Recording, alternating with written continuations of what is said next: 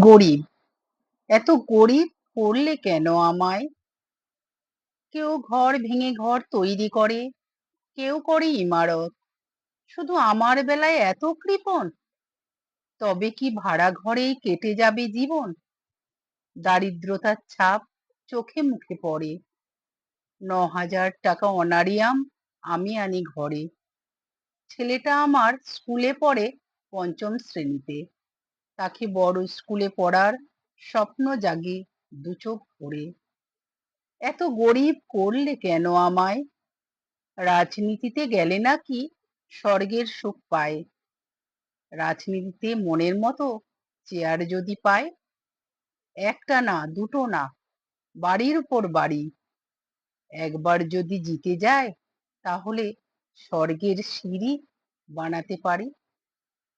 এ জনমে স্বপ্ন পূরণের নেই কোনো আশা।